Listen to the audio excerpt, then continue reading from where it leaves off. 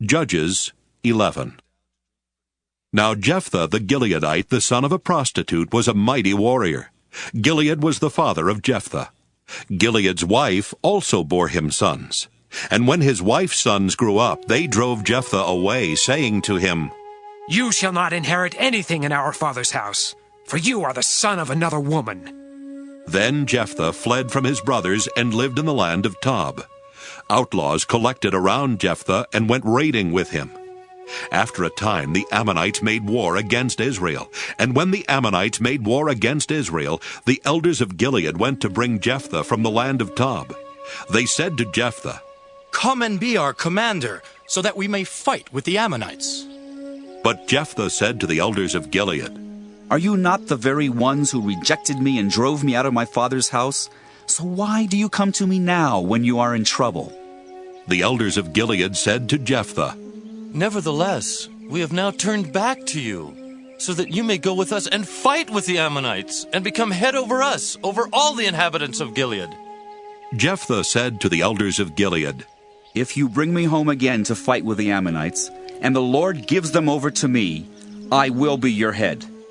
And the elders of Gilead said to Jephthah, "The Lord will be witness between us. We will surely do as you say." So Jephthah went with the elders of Gilead, and the people made him head and commander over them. And Jephthah spoke all his words before the Lord at Mizpah.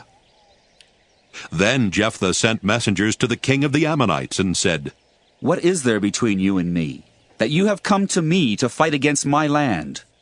The king of the Ammonites answered the messengers of Jephthah, "Because Israel, on coming from Egypt, took away my land from the Arnon to the Jabbok and to the Jordan.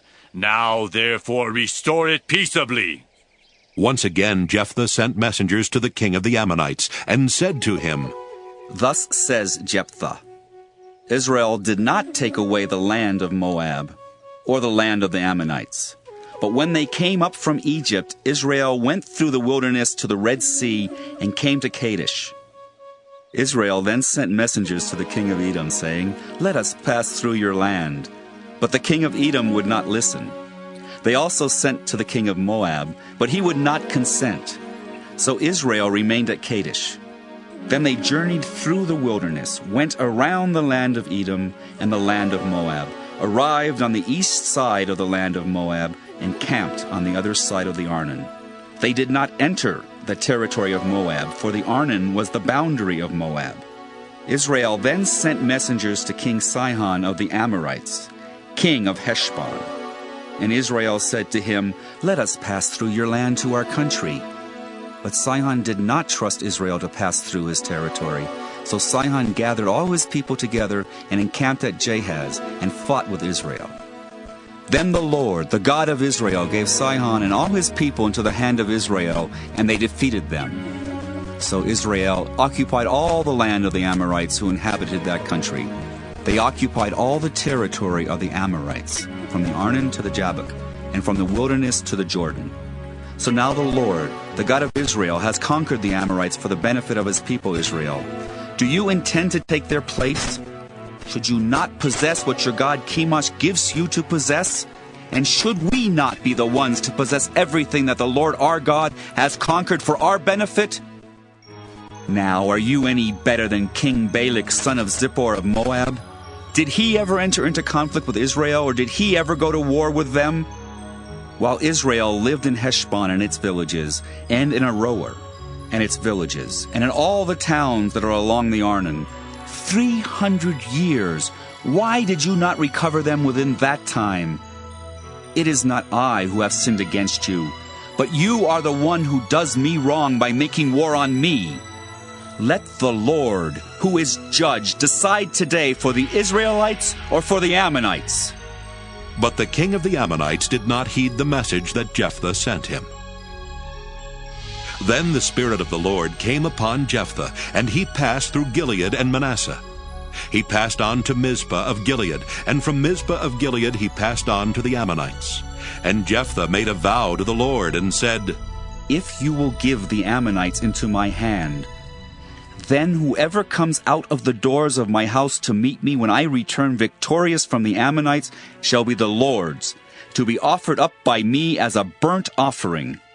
So Jephthah crossed over to the Ammonites to fight against them, and the Lord gave them into his hand. He inflicted a massive defeat on them from Aroer to the neighborhood of Minnith, 20 towns, and as far as Abel-keramim. So the Ammonites were subdued before the people of Israel.